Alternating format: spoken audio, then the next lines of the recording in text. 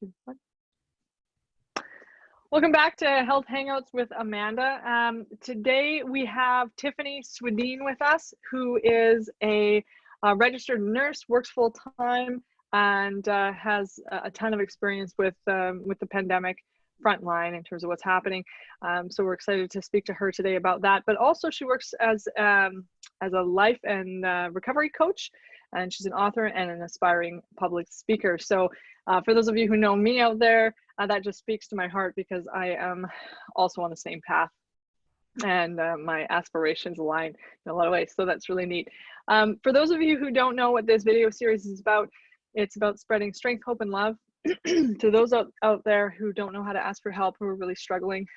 We really hope that these videos will provide insights into what the listeners, you guys, can be doing to improve your lives, improve your mental health, and continue to brave the storm in the best way that you can, because we know that it's really tough, and that's an understatement. I'm aware of that. And we know that as time goes on, for some people, it becomes harder and harder, and then we experience greater conflict and greater loss.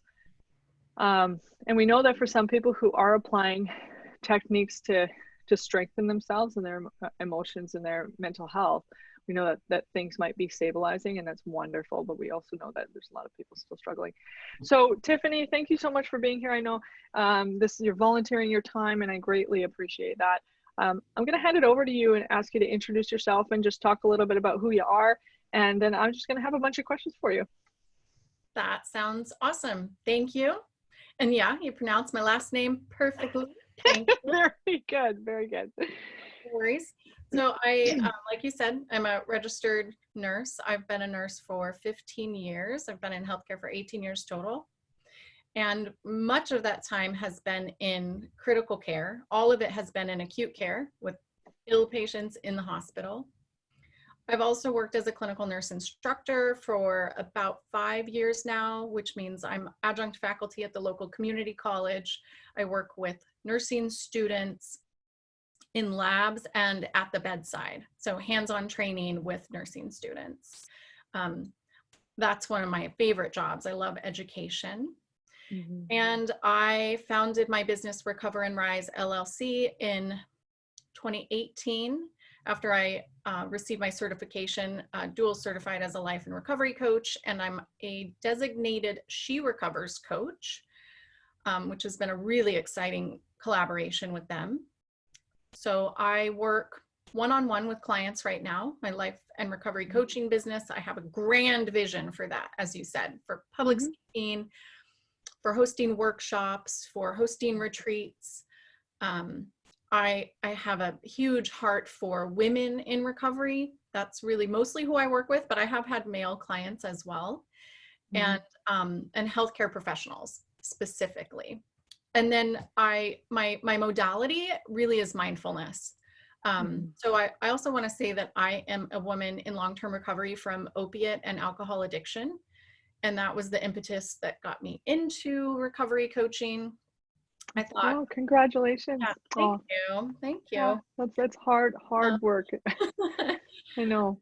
Yeah, recovery is hard work. And in 2016, I lost my position in critical care.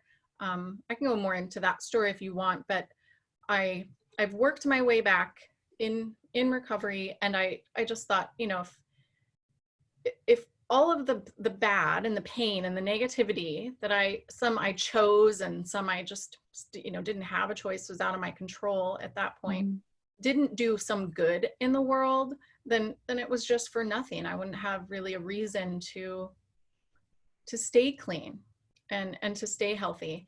So I just pretty early on in sobriety decided I'm going to turn this around. I'm going to find a way to help really, especially healthcare professionals, because man, the stigma of addiction and recovery in nursing is far and wide. I mean, I was pretty lost. Pretty alone. And so I know there's still many, many, many nurses out there in the same position. So that's part of my platform, is to spread this message that recovery is available, it's possible. We don't have to live with toxic habits. You know, some of those are substances like mine. but also toxic habits like self-loathing and overeating, Mm-hmm. being stuck in toxic relationships. That, I mean, I've experienced it. It can turn around. It's hard work, like you said. Yeah. Yeah. Yeah. And what you're saying is just music to my ears. I'm also in long-term recovery from an eating disorder. Mhm. And so I know the pain and anguish of what it means to be sick and to try to get well and not succeed, and then try and try and try again and succeed. But I don't know your viewpoint on this. And because we've just met, like that's another thing I'm always say to the viewers is like, I've known this person for this long, but Yeah. Tiffany and I literally just met. So I'm really excited because you're just speaking to my soul with what you're saying. And we're never like, I don't know your viewpoint on this, but I don't think that we ever have it figured out. We're never like, oh, I'm recovered. Like I'm good now. Because if we think that oh yeah, I'm good now. I've had 2 years, 5 years, 25 years, I'm good now. And that's just not true. I think when we think that, we're at most at risk. Yeah, that is a lot of people's experience. They definitely, and I have so far felt that way myself. I am absolutely still in recovery. And maybe I can feel confident that I'll never return to a certain substance, fairly confident. But there's always something more to recover. I mean, that's the exciting part. I think the recovery has been difficult and painful at times, but it's also brought the best things of my life into my life. And so I want to think that for however many years I get left on this earth, I get to continue recovering, parts of my soul and my wholeness and my health. So yeah, Isn't that beautiful? This idea of I get to enjoy this. I get to explore this and be part of this and fill my soul with this, with recovery. And so even though we say like, yeah, it is hard work, it's still such a gift to get to a point where you can say, wow, like I am in recovery. And so the message here that I hear you saying is that it is worth it to do the hard work 100%. consistently. Yeah. Yeah, that's wonderful. And so yeah, of course, I really believe in collaboration and not competition. And I know that She Recovers believes that also, and you and I were talking about that a little while ago, that you believe in that also. So we are going to promote you as a life and recovery coach.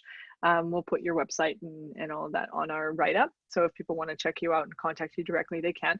And of course, if they contact us for like in reference to you, then I'll forward any correspondence down the line for sure. But I do look forward to getting to know you more and having some sort of professional relationship as time unfolds.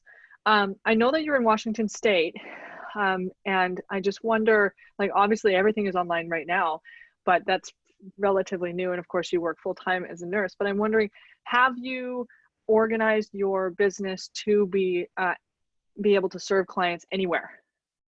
Yeah, that was the idea from the start. So my coaching business, I've used Zoom as a platform long before it was super trendy, before the pandemic made Zoom. Do you wish you had stock in Zoom right now? I mean, seriously, I think of that every day. Like we could have known. I could have known.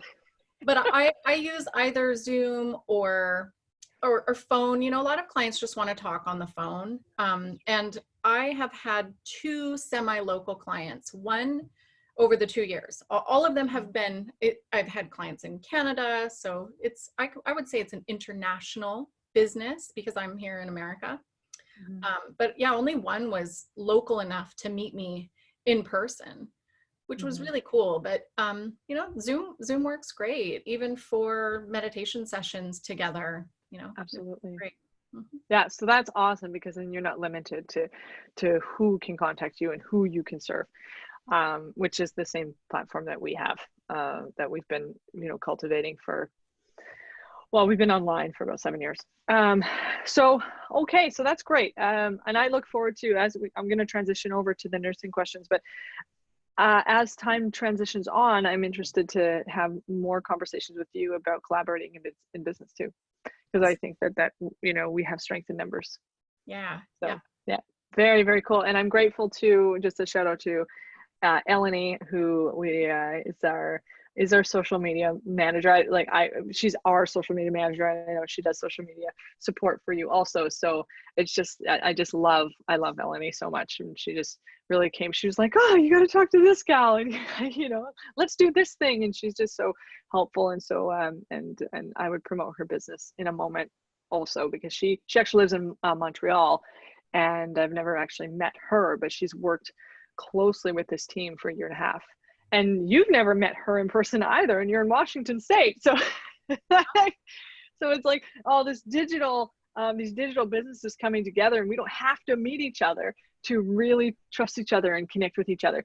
And I love that. So I know, Eleni, you're going to watch this video because obviously you're posting it on our YouTube and social media and website. So shout out to you. We both love you. Yeah. TLC social. TLC social. Good. So let's have a chat a little bit about your experience in the pandemic as a frontline nurse. Sure. Boy. So like I said, I work in an ICU, and CCU, ICU here in Washington are fairly interchangeable: critical care unit, intensive care unit. So I'll try not to use too much jargon or explain if I do. I work in a medical intensive care unit. That's the label of it right now. And it turns out, who would have known that if a pandemic happens, our unit is designated as the place for those patients to go. So there's another unit in our hospital that for less acute patients, less sick patients, they're designated for that too. And what that means is the rooms themselves are created in a way that we can have negative airflow. So most hospitals have a few rooms like that because diseases like tuberculosis, the patient needs to be in special type of isolation precautions. Well, COVID is very similar. This virus is similar. It can, live, there's some controversy, but basically we believe it's pretty airborne. So the rooms are negative airflow. You shut the door, you turn it to a certain setting, and our entire unit is able to do that. Oh, wow. So here we go, right?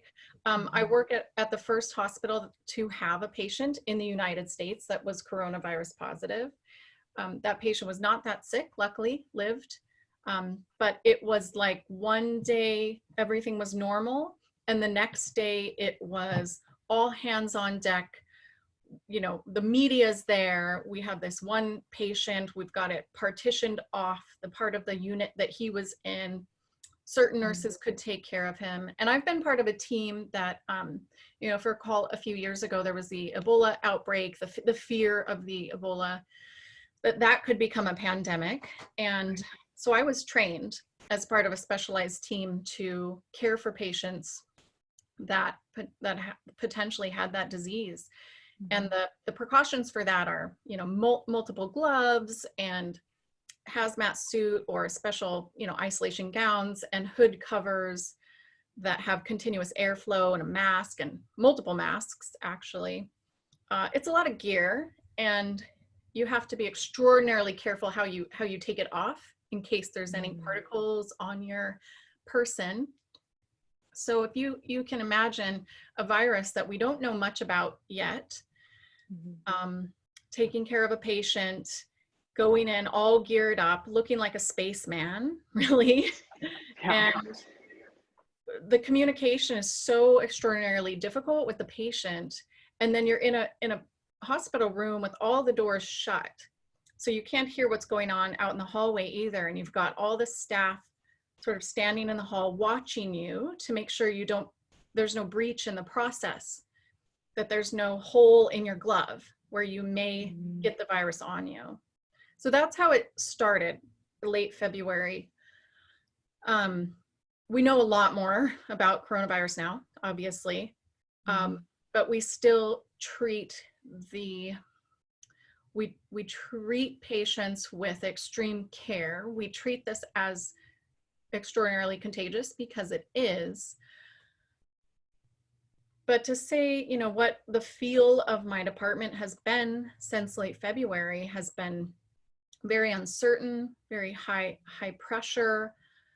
Mhm. Intensive care unit is intense to start with, right? I take care of very sick patients. There's a lot of uncertainty, but I have so many years, I feel confident, and suddenly it's like having to relearn, and then there's the you know, fearing for our patients, and will we do the right thing, and do we know the right thing, and there's no family members allowed, by the way, so we're stepping in as the family support, and then there's the personal fear, you know, showing up and thinking, am I breathing in toxic air right now? You know, am I protecting myself enough? And then I have felt kind of, I don't know what the word, I've felt infective, like I myself could be a carrier of this virus, because they say you don't have symptoms for a long time, you know, could be 7 to 10 days or without symptoms.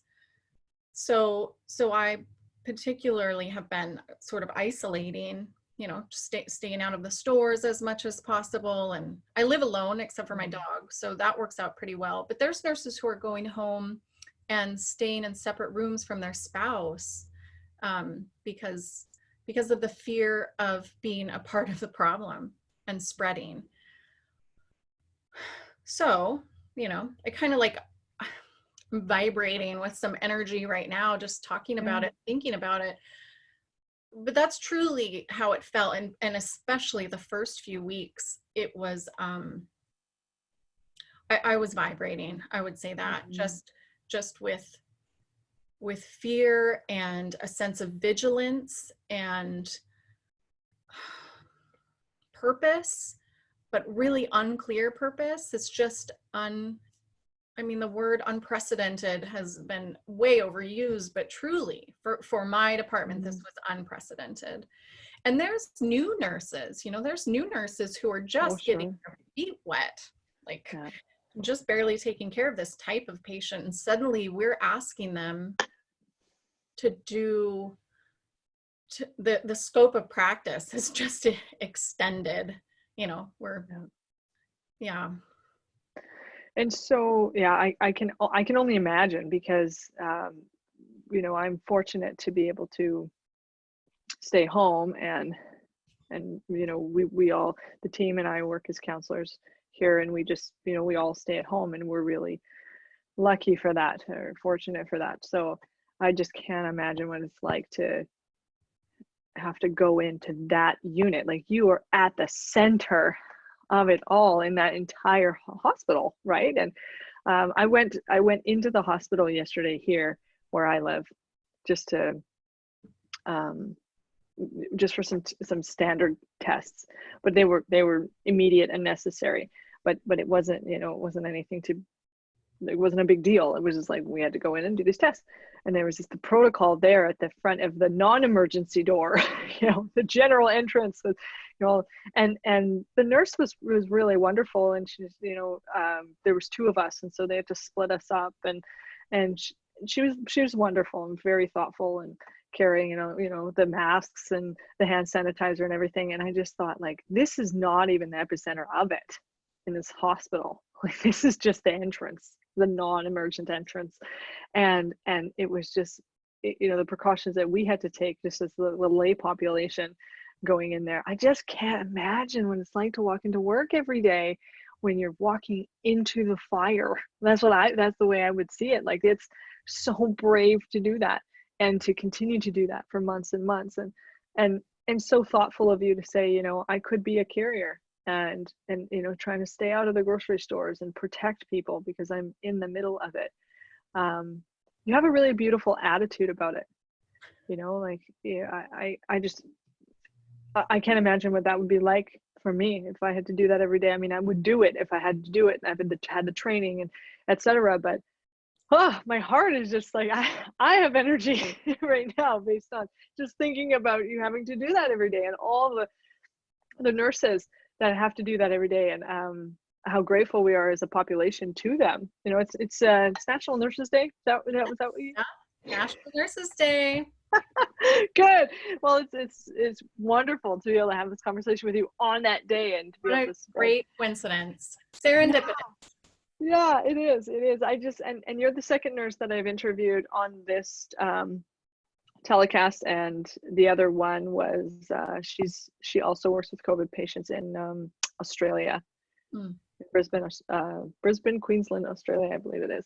So this is great. So yeah, I don't really, it's almost like does not happen very often, but I'm like at a loss for a question because I'm just have this energy for you, and I'm like this. Good for you for stepping up and fighting the fight when it is terrifying. And that's my word. I don't know if it's terrifying for you. You've done this for a long time. You've had a ton of experience, but is there anything you can speak to just about the feeling of it and watching these patients go through what they're going through, and a lot of them don't make it, and a lot of them do make it, but this is not my wheelhouse, so I don't even know how to ask this question. Yeah. So first, let me give a little caveat that this is not a nurse information speaking. Like if you, the audience, hear me say something, it does not mean that you should go and try to incorporate a certain type of like cleanser into your life, or you know what I'm saying. I'm giving my anecdotal experience. Yes. That's all. That is all. Yeah. And very good. Very good. Yeah, I'm very, I'm bedside informed, but I have not watched the news, maybe not even once in the last few months. That's one way of protecting myself. So, I mean, I can talk about how it feels and all kinds of things, what's important for me. It's like you said, I'm trained, I've been doing this for years. So it's not terrifying every day, but there absolutely are terrifying moments. Like I said, being in a room with a patient, and especially if they're crashing in front of me, and not everybody can come rushing in because we're trying to preserve PPE, and you have to put on your gear appropriately before you come in the room. And there have been some really tragic experiences.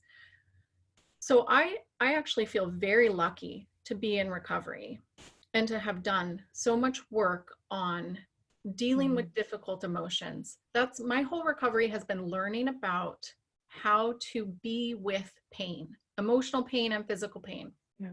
My opiate addiction started with Vicodin for migraines, and I really was not taught in my life up until now how to cope with pain. That it just wasn't taught, and I wasn't, maybe I was born with some skills, but I hadn't honed them. And then I'd gone through some traumas in my life.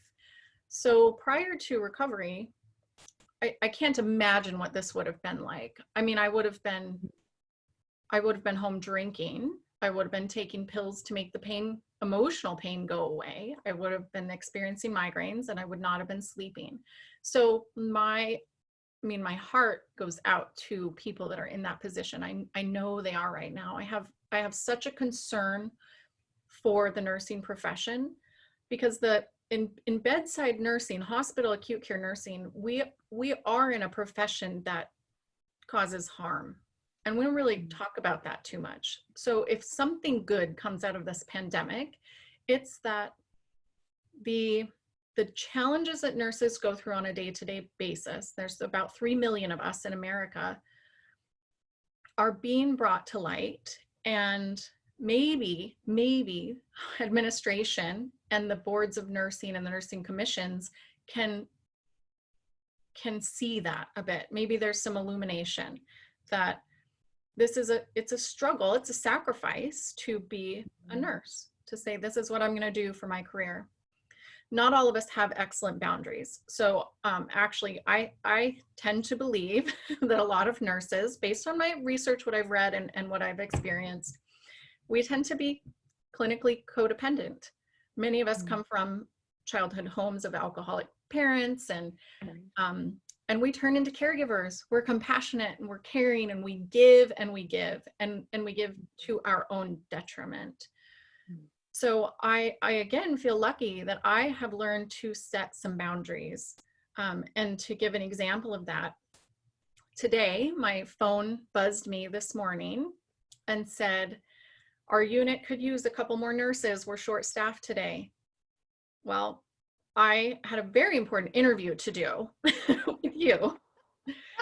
And, you know, there was a time when that would be very triggering to me. I wouldn't be able to let go of the fact that my department might need a nurse and I'm responsible and I should be there. And if it doesn't go well, it's all my fault. And today it was just, you know, it floated through my mind. Like, I wonder if I could go in for a few hours or maybe after the interview. And I went, you know, I checked in with myself. What is it that I really need today?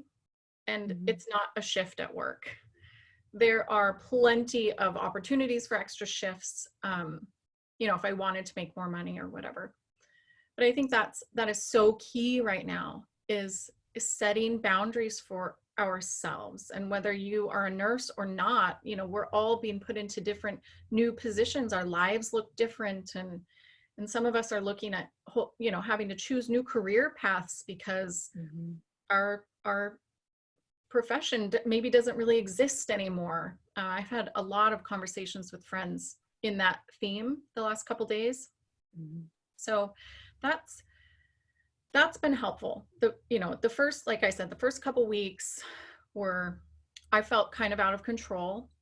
All of my coping skills were like, okay, Tiffany, it's go time. you better do these things because all the triggers are happening. As an opiate addict, you know, former opiate addict, I work with opiates every day. You know, I'm giving a lot of drugs to a lot of people.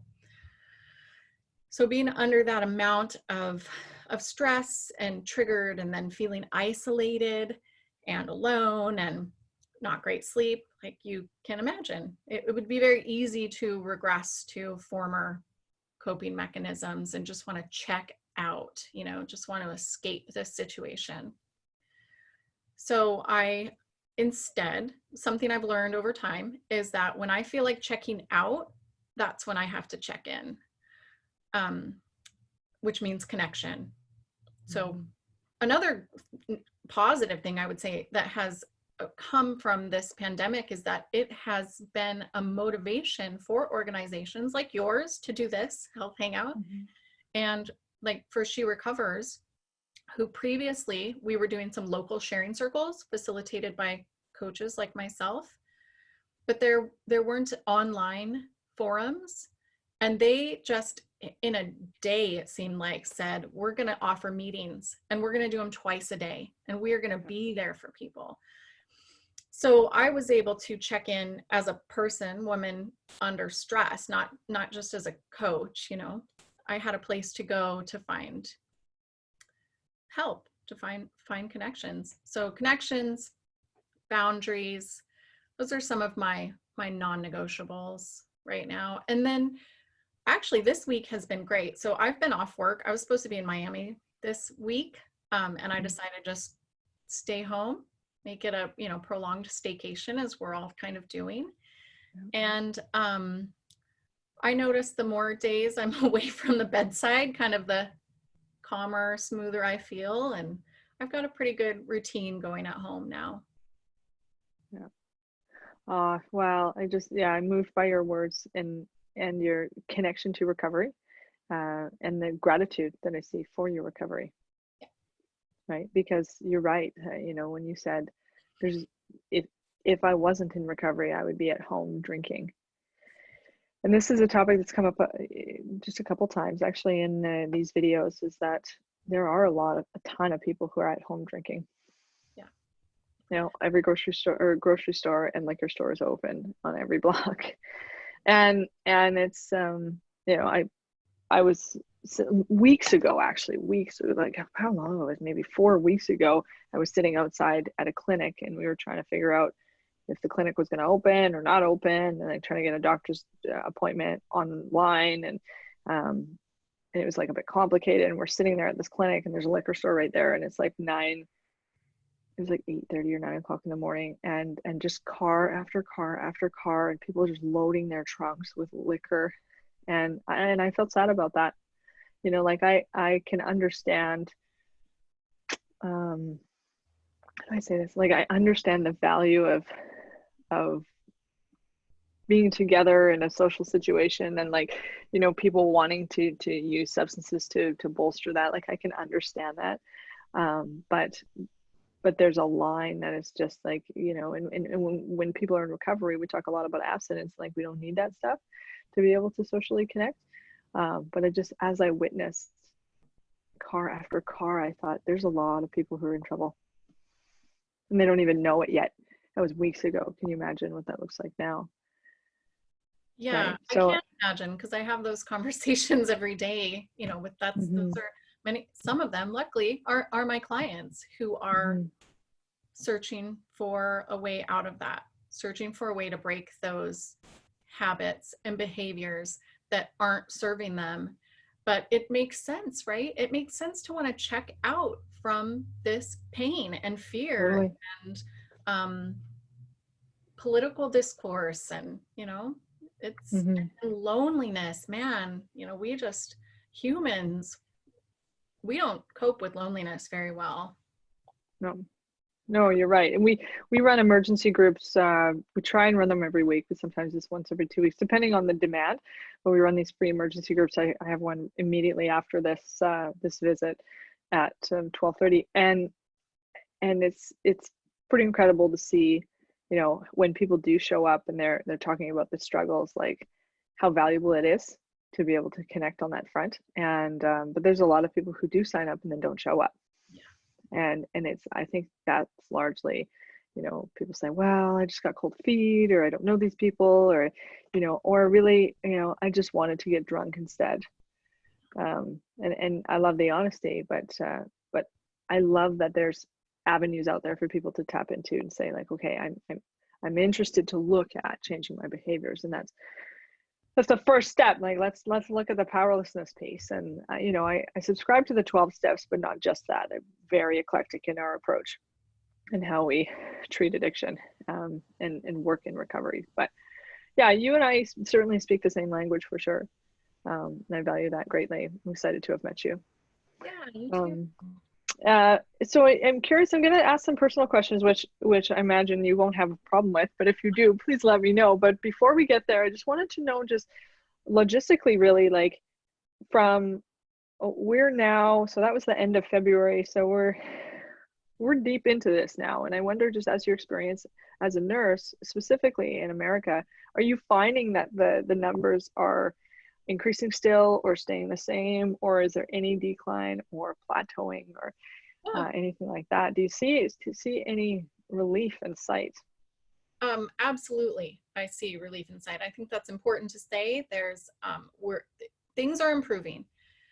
Patient census is declining, meaning less patients positive, sick with COVID in the hospitals. So that's excellent. The social distancing, I think, is working. I won't give any numbers or statistics. You should go to like the CDC or your government website to see that. But it's definitely decreasing. The intensive care unit has had kind of a steady amount of patients that are COVID positive in it, which is not a really great amount either. It's kind of small, but steady. And I hope that when I go back to work this Friday, that I'll see that there has been quite an improvement, because I'll have been off work for about 10 days, away from that job anyway. So I see improvements. Washington State, where I am, actually opened up state parks yesterday. Not all of them, but many of them. So I'm really excited about that. Mm-hmm. And I think we can go a long way with just our simple, careful behaviors, like keeping distance, wearing a mask, taking it off and on correctly, and making sure you wash it if it's fabric, or throw it away if it's not. That's important. Don't, we could wear a mask and it wouldn't do us any good if we just coughed and sneezed into it and then put it on our counter, right? Or even breathing into it. So make sure, you're doing those things correctly, and hand washing. And also we have the PPE, or the personal protective equipment, that we need. So, I feel good about that. I don't know what epidemiologists are really saying now about a resurgence of this, but another piece of good news I think that's important to understand is the case fatality rate, which means to simplify, just the mortality rate. Really, there's, it's very contagious. I think probably everybody's had it, nearly everybody alive probably. But, and though many people have died, it's a very small statistic, actually. In the grand scheme of the population. Yeah. And I don't tend to because I'm taking care of patients one-on-one, and that is a personal, you know, each patient that I take care of that doesn't live, that loses their life from this, that's so meaningful to me. It's hard for me to remember that greater scheme of things, that people are dying from other diseases and conditions also, and that maybe it is okay for us to take some steps and move forward and open up some businesses, and that it's just not that, it's not that deadly. But you know, I've been asked as a writer to write about that, like, what about the case fatality rate, and help people to be less fearful so they can get out of their homes. And I want to do that, but if I'm going to write about it, it's probably going to be more the more emotional, personal experience that I've had. Absolutely. You know, losing even just one person to me. So I'm a little biased. I have a little bit of a skewed perspective. That's fair. Because you care deeply, and so when you're caring for a patient who's dying, that's an extremely difficult thing to do. You know, I have a little bit experience in the healthcare field. I was a healthcare aide for a few years, but then I transitioned into becoming a counselor. But yeah, and victim services support also. And so I've seen death in my own way from people that I have cared for, and I know what that's like. And it some experiences can change us forever, right? And so I think that you show up with grace and just a beautiful attitude about what you're faced with. I do know personally and professionally other nurses who are not doing very well. You know, they do still go to work and they face what's happening around them, and they go home and they don't know how to cope, right? So although, you know, you have shared, you know, doing the right things with masks and the protective equipment and things like that, I wonder if there are nurses who are watching who aren't doing well and they still have to go to work and they're dealing with what you're dealing with, or something similar, like they're just on the front line. Do you have any words of encouragement for them?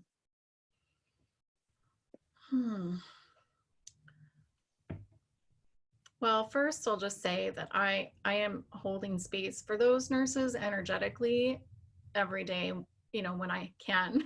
I have my selfish moments too, but I'm holding space for you guys. I am seeing a trauma certified therapist myself tomorrow, having my first session. I think seeking expert help, even though I actually didn't feel like I need it, you know, I'm like, I'm doing at this point pretty good, but I've learned, I know better. We're in the middle of trauma. We're in the midst of the trauma, and it's going to change us. We're going to hold it in our bodies. We're going to hold it in our minds and our souls. So finding some expert assistance to process these feelings, I mean, really that's the number one kind of to do. That's been my priority, is to find someone who's available and is an expert. And then a lot of the ability to cope is a moment at a time. It truly is. So coming back into the present moment, like I'd mentioned, mindfulness is the umbrella under which I do all of my personal growth and recovery and my coaching. And that's all about staying in the present moment, finding a balanced viewpoint, finding some equanimity around this, finding some grounding, compassion for self. And then really, if you can help it, don't get stuck in a cycle of beating yourself up when you can't cope, when you can't get to that place of equanimity and compassion. if you let the inner critic turn back around and say, you're not doing good enough, you should be doing better, you should be coping better than this, you're a nurse, you should know better. That's a pretty common theme for nurses. Mm-hmm. If we can let go of the inner critic a bit, let go of the voice that says we need to be more productive, we need to do better, and just truly allow, you know, some compassion and rest during this time. And also, you know, I know that, you know, we put out there that people can reach out to us if they need support, and I imagine based on what you've said so far that people can reach out to you Please. for support if they need it, right?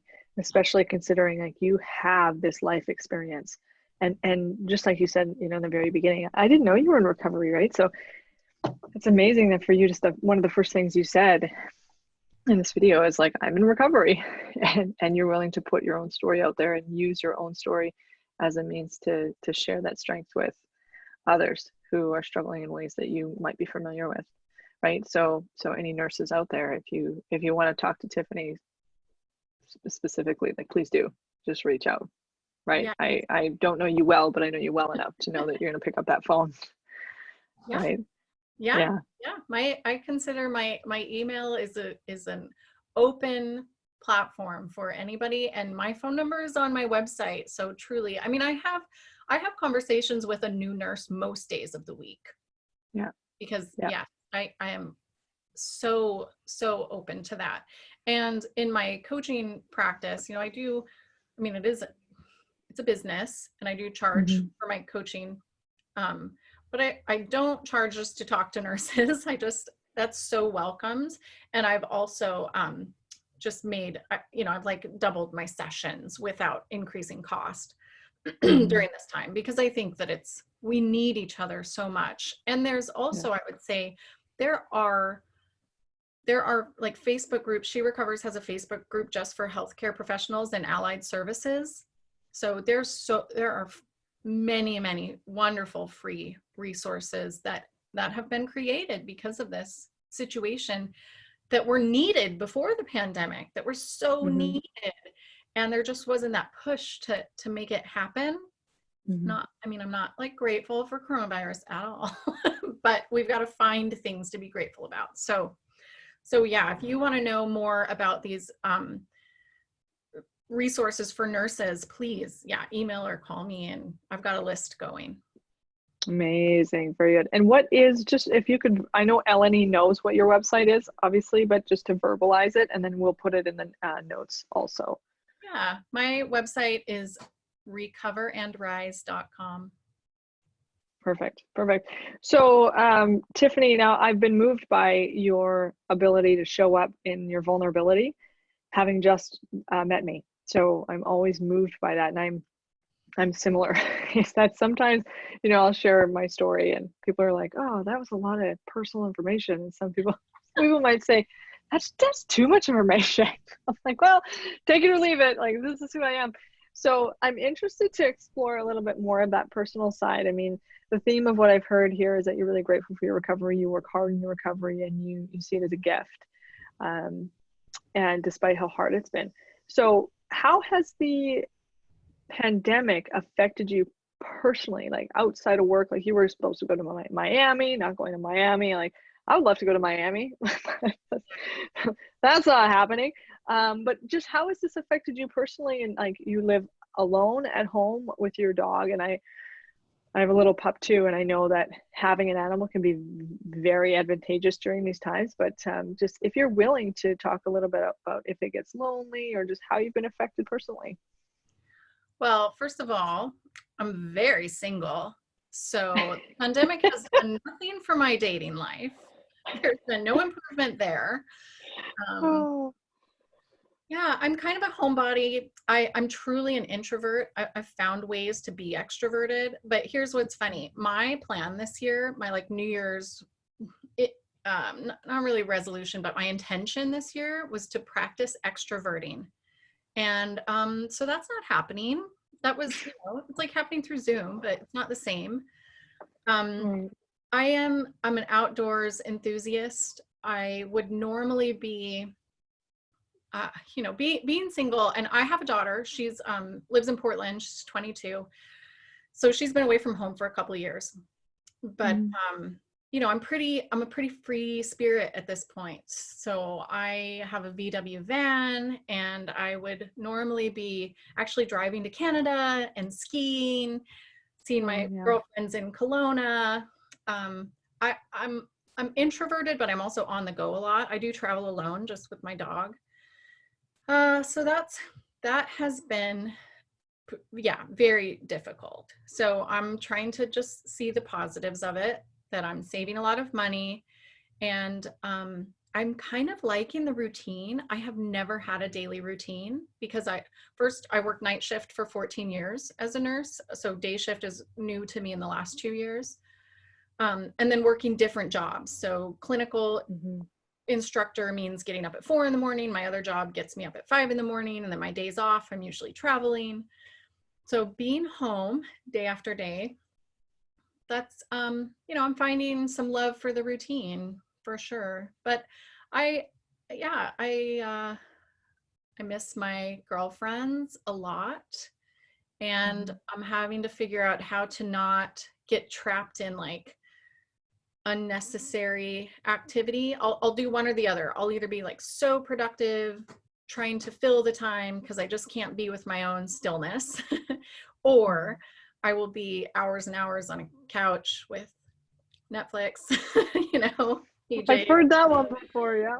Yeah, that's happening. That's my new addiction, Netflix for sure. So, you know, it's okay. I feel lucky. I honestly, what is there for me to complain about? I'm employed. I do get to leave my house to go to work and see people. I mean, that is a blessing.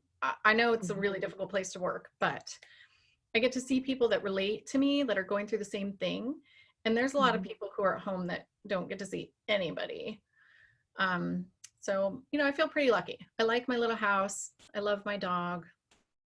I have a cute neighborhood, so I can go for runs and stuff. I mean, man, think about people who are like in the city, or my friends who have children, you know, who have them literally 24 hours a day, all the time.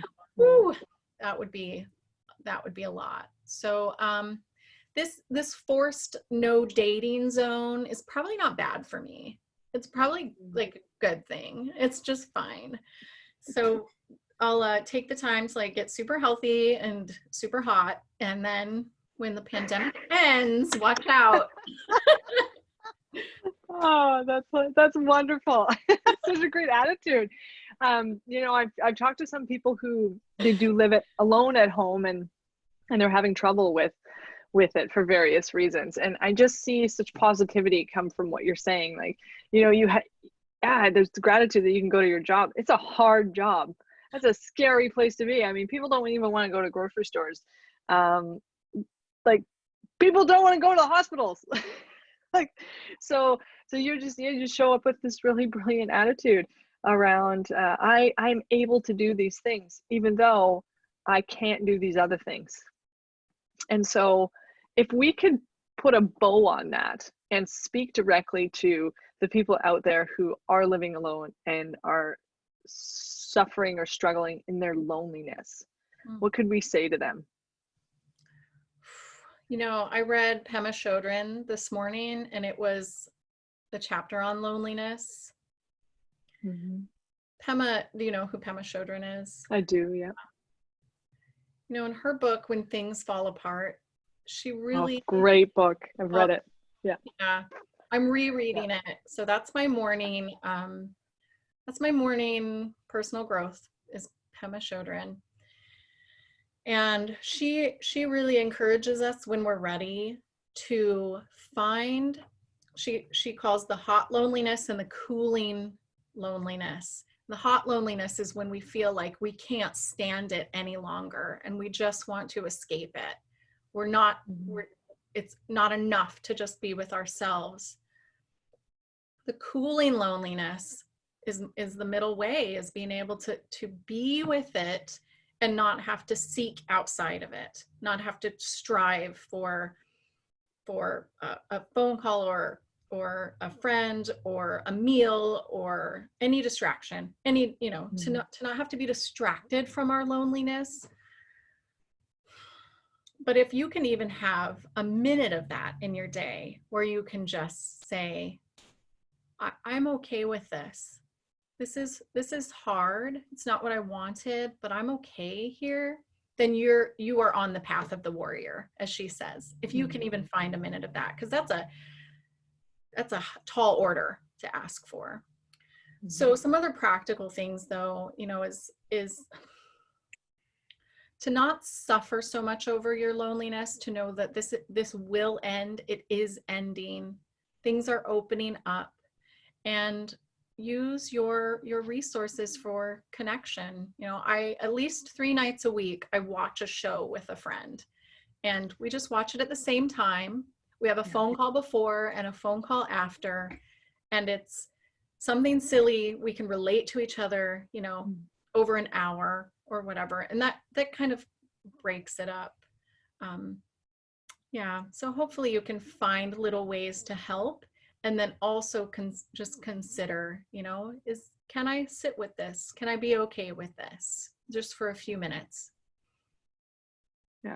Yeah. Thank you for that. That's really powerful, because there's a big reason we do these videos, because when I talk to people and they hear me say the same thing, you know, over and over, like, find purpose for yourself in your day. Like, I'm telling people, like, create some kind of project. Like, this what this is for me. This is what I did, you know, but what works for me might not work for Joe Blow, you know. So, but creating a project and you know, when you wake up in the morning, like, tapping into meaning for your life, because we have a choice in that.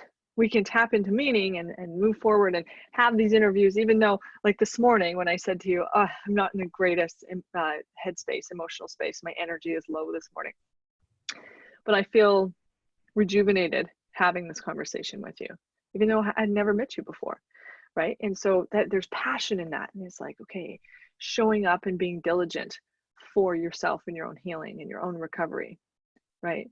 Showing up for yourself. But if creating a project doesn't work for you, then connect with a friend, like the show piece, like watch a show together, you know, and talk about whatever the show is about, whatever it meant to you or whatever. And getting outside, like going for a run. I talked with a woman, Alice, yesterday, and she talked about, you know, maybe I'm feeling, you know, upset about, you know, people running on the path because I haven't gone running. And then this morning she texted me and said, I went for a run this morning, and it was like, yes, you're doing it, right? Yeah. So we can get so wrapped up in our choice to suffer. I believe that. And Pema Children is like an amazing author, amazing spiritual guide. I mean, I don't know exactly what she calls herself, but just amazing works of art.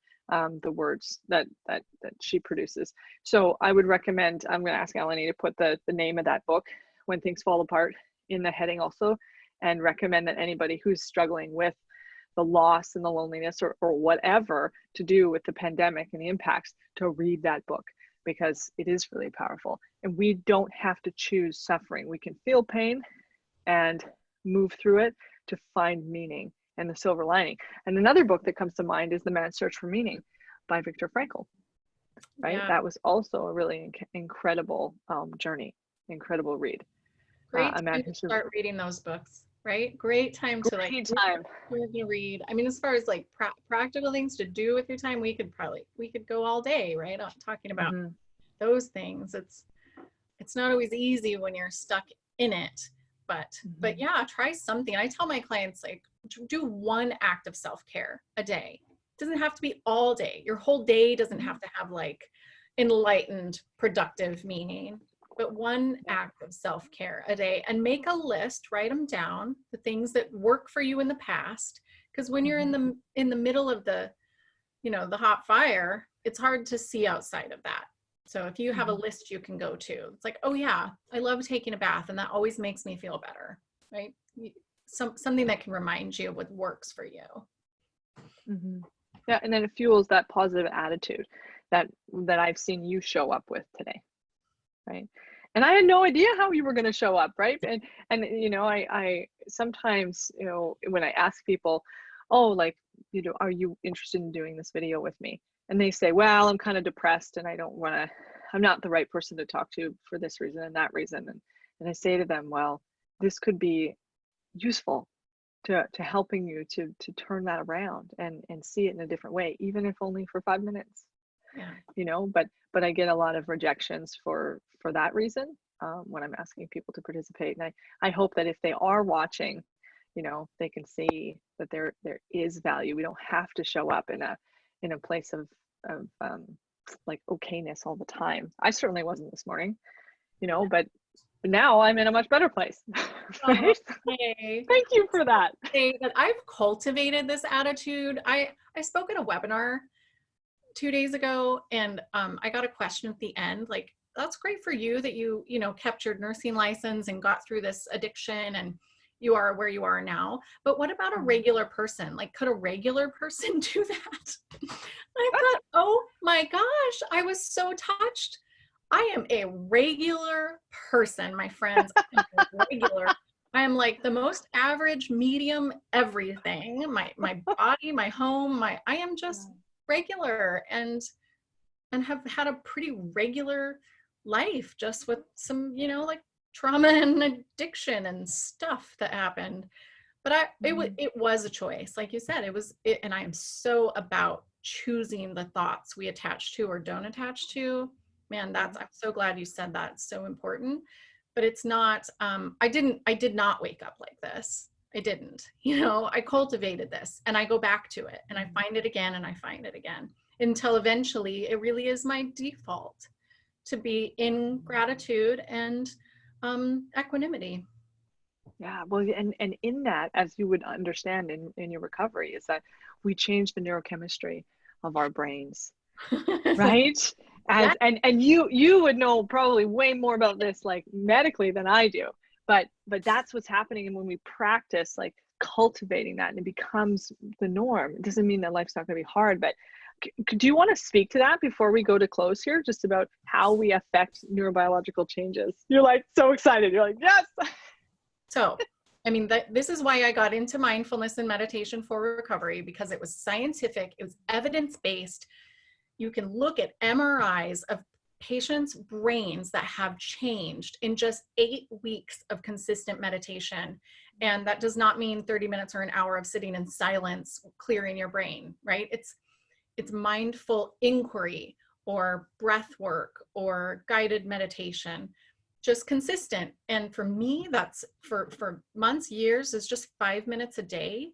But we are changing our neural pathways and our ability to respond to internal and external stimuli. We can change our habits, our patterns, our thought patterns, our automaticity and reactivity, where we might initially go to victimhood or initially go to anger when we hear something or feel something out, you know, from another person or from ourselves.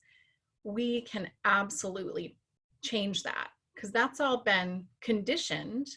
You know, our brains are made of chemistry and electricity and, you know, I don't know all the things. We don't know all the things yet, but it's pliable. That's what we know. It's absolutely pliable. Yeah, so and I love it. I love it so much, because when I was sick in my eating disorder, I was so dependent on that. And I actually felt like I was going to die without it. Right. And I was just like, that's what my brain understood, because I had, you know, no pun intended here, but I had fed it that information over and over. This is how you're going to feel better. And this is how you're going to feel normal. And so we just have to keep doing that. And the moment that I stopped doing that, those neurochemicals weren't being released by force anymore. My brain didn't know what to do with it. And so, you know, that's where that utter, just, this isn't the best way to describe it, just that bottomless pit of depression kind of comes in. And so with practice, we actually neurochemically train our brains to produce these chemicals that will allow us to feel differently. But it takes time, because we've damaged these systems so much by abusing them.